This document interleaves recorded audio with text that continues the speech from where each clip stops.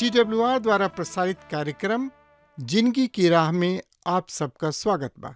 ई कार्यक्रम मसीही विश्वास खातिर प्रार्थना में जयवंत जीवन और फलवंत होके बदे और बाइबल का विधिवत अध्ययन खातिर उत्साह बढ़ावे वाला, जवना से हर परिवार बाइबल की दिशा में मजबूत होके और जयवंत जीवन जिए। कृपा करके देखी और सुनी ताकि परमेश्वर आपकी जिंदगी का मार्गदर्शक ठहर सकें।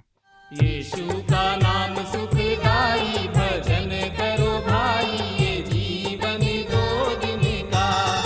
यीशु का नाम सुखदाई, भजन करो भाई, ये जीवन दो दिन का।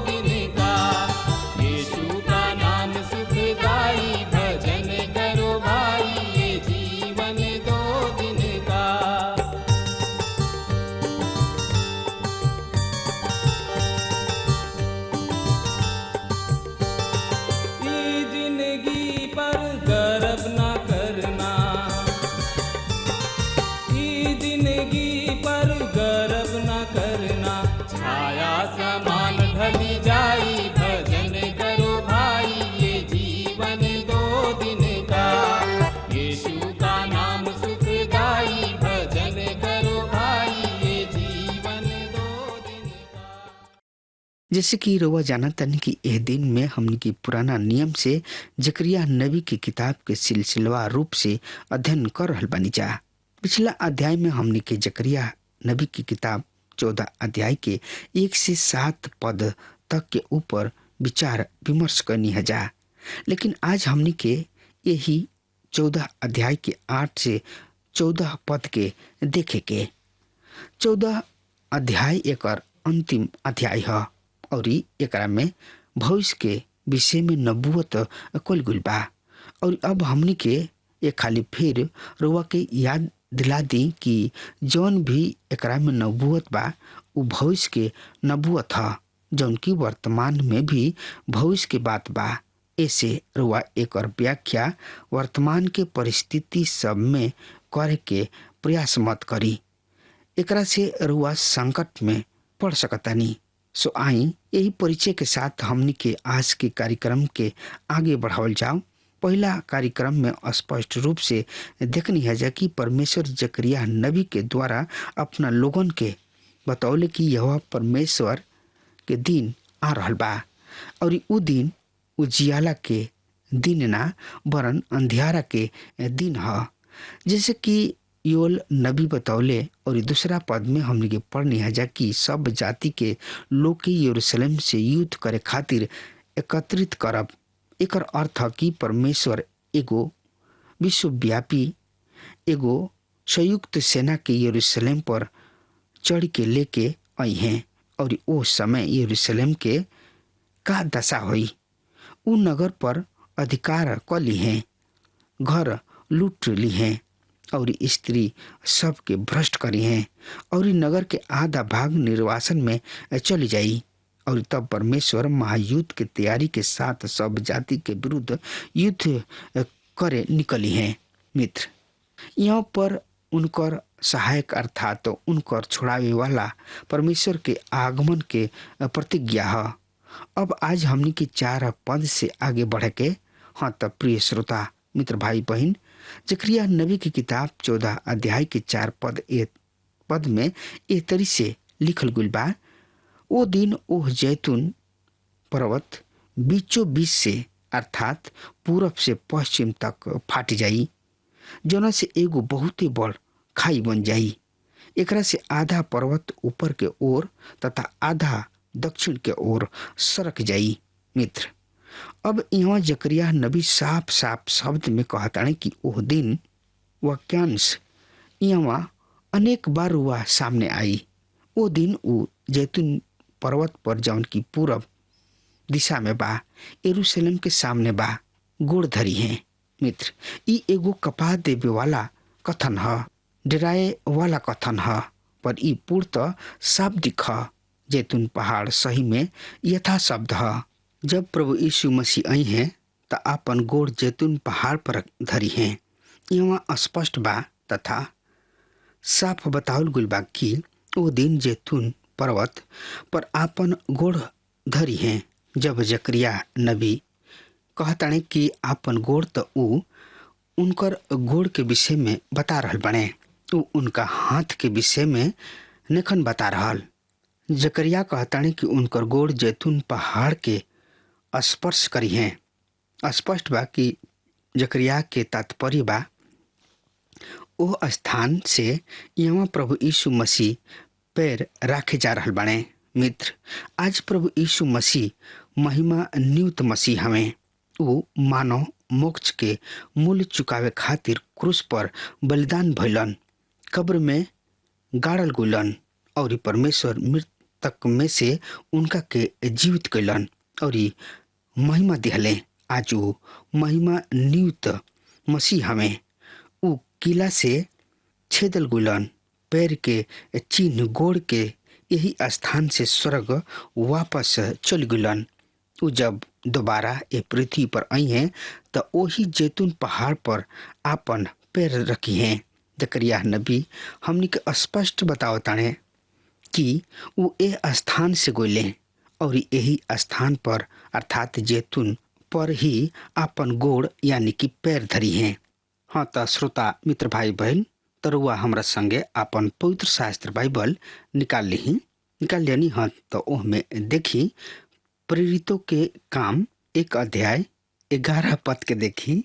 वहाँ ठीक यही तरी से पावतानी, हे गलीली पुरुष लोग, तोहनी लोग खड़ा खड़ा आकाश के ओर काहे देख रहल बड़ा जा। ई प्रभु यीशु मसीह जौन की तोहनी लोग के सामने से सड़क पर उठा लिहल गुलन, वही तरी फिर वही है जैसे कि तू उनका के स्वर्ग में जात देखले बड़ा।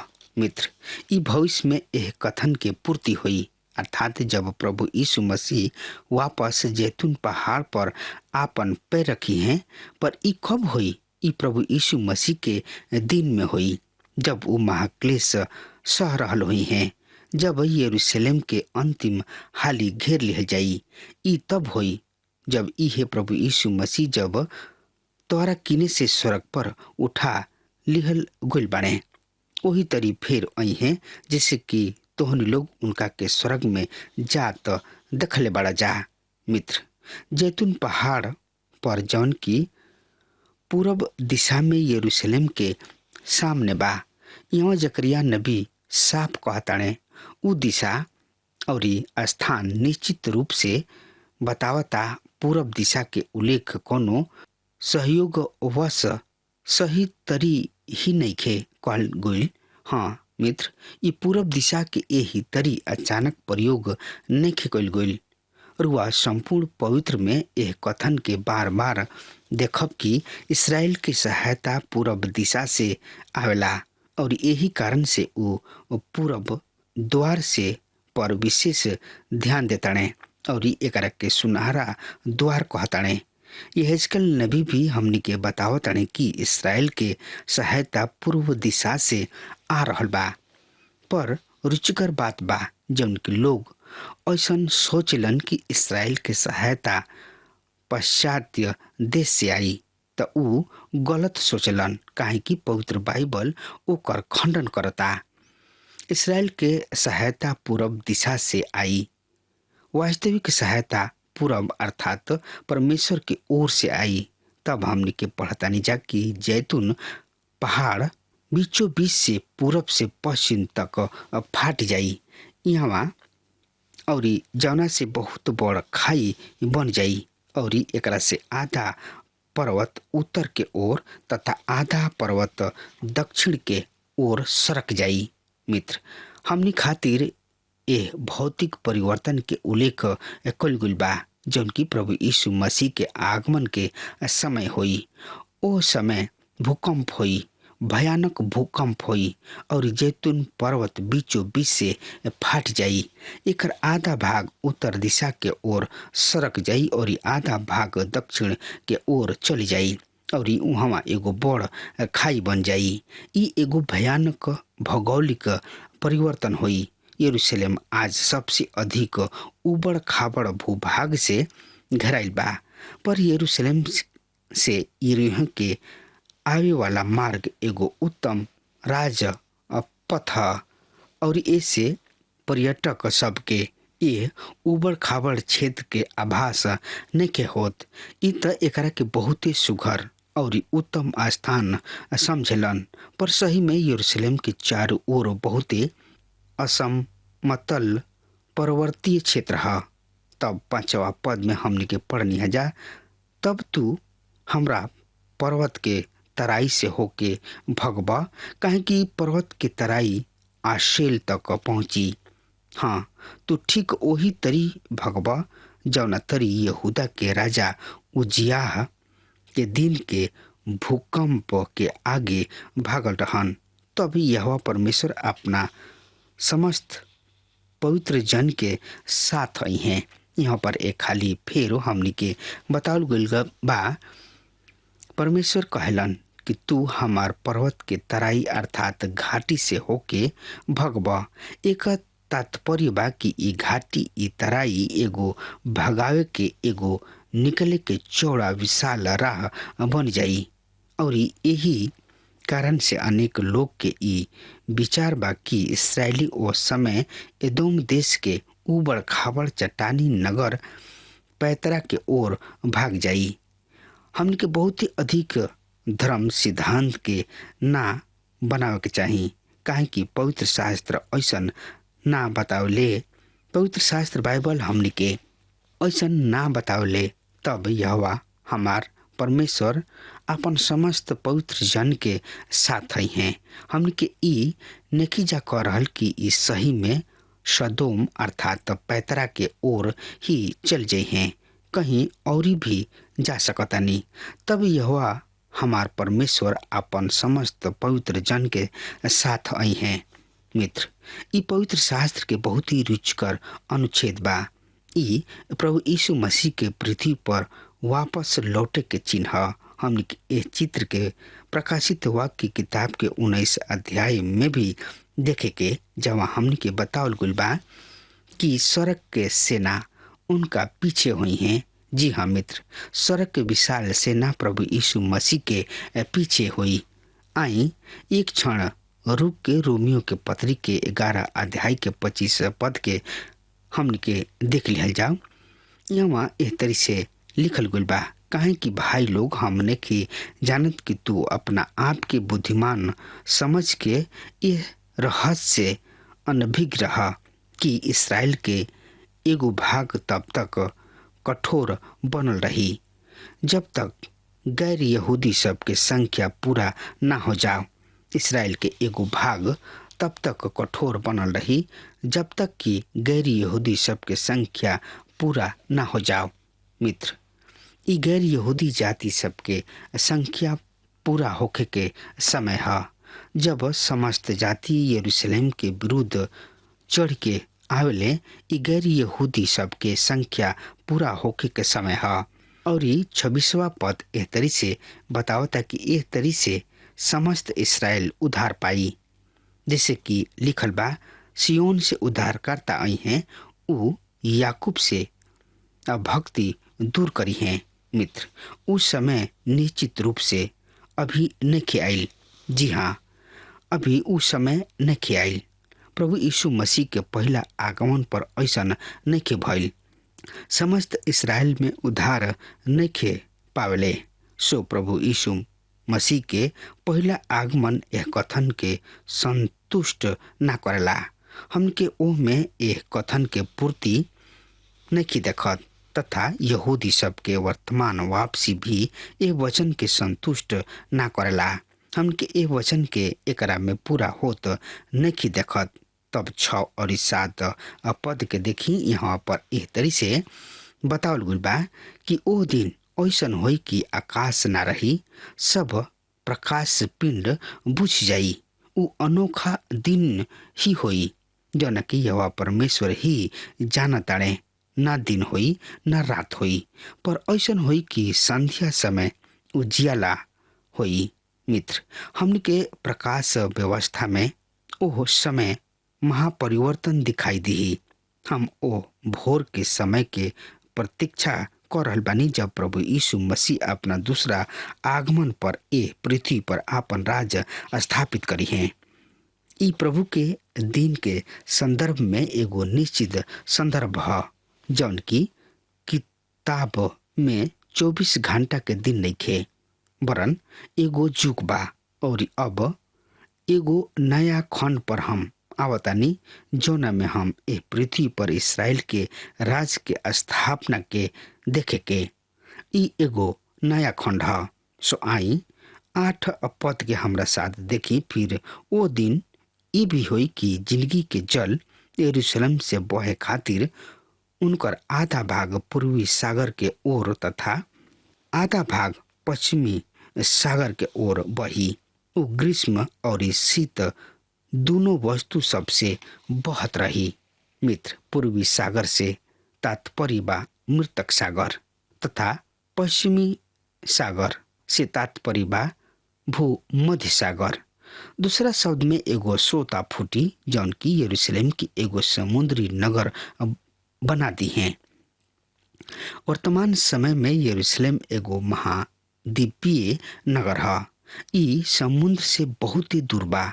ई त एक वास्तविक अर्थात शाब्दिक व्याख्या है, पर यदि रुआ एकरा के आत्मिक पहलू से देखे चाहतानी त जकरिया नबी हमनी के ई बतावले कि ओह दिन में यरूशलेम से परमेश्वर के व्यवस्था, परमेश्वर के वचन पृथ्वी के अन्य स्थान सब में आई। पर जौना जल के चर्चा जकरिया नबी यहाँ कर रहल बाने उ जैसे लिखल बा वैसे पूरा होई। मित्र, वो यथा शब्द जल है। यरूशलेम ऐसन ही समुद्री नगर तन जाई। तब 9 पद में हमने के बतावल गुल बा यह परमेश्वर संपूर्ण पृथ्वी के राजा हुई हैं। वो दिन यह परमेश्वर ही हुई हैं तथा उनकर ही नाम रही। मित्र, ई सुघर कथन है। एगो अन्य बहुत ही सुघर अनुच्छेद है। पवित्र शास्त्र के ई प्रभु के दिन के संदर्भ में बा कि प्रभु यीशु मसीह संपूर्ण पृथ्वी के राजा हुई हैं। मित्र, वो दिन एक ही प्रभु हुई हैं और एक ही आशा हुई। हम सपनिया नबी की किताब के 20 अध्याय के 9 पद के उनका खातिर पढ़ चाहतानी। ये पद में एह तरी से बतावल गइल बा काहे कि तब हम देश देश के लोग के शुद्ध कइल गोइल होठ देव, जैसे कि वो सब यहोवा परमेश्वर से प्रार्थना करी हैं और कंधा से कंधा मिला के उनकर सेवा करी हैं। मित्र, हम नहीं सोचत कि हम ई निश्चित रूप से बता सकतानी कि वो भाषा कौन सा हुई। परमेश्वर भाषा सबके मानव जाति के बीच एगो अवरोधक के रूप में रखले बाने। भाषा के देवाल से अधिक मजबूत कोनो अन्य देवाल ना हुई। मनुष्य एकरा से कठोर कोनो देवाल कोनो दूसर देवाल ना बना सकेला और इहे उ रास्ता रहे जेकरा द्वारा परमेश्वर मनुष्य के तीतर बितर करे में सफल हो सकले। और तब से उ एगो उद्धारक के आवे के तैयारी कर रहल बने। आज वही भाषा में सुसमाचार विश्व के प्रत्येक क्षेत्र में पहुंचावल जा रहल बा। ई अन्य महान चिन्ह सब में से एगो है जौन की ई दर्शावला कि हमनी के जुग के अंत के ओर बह रहल बानी जा। ओ दिन एक ही भाषा होई और हम यह बात से बहुत ही प्रसन्न बानी। हमरा यह बात के नइखे कि उ भाषा कौन सा होई, पर प्रत्येक आदमी एक ही भाषा बोली। हमरा यह बात के प्रसन्नता बा।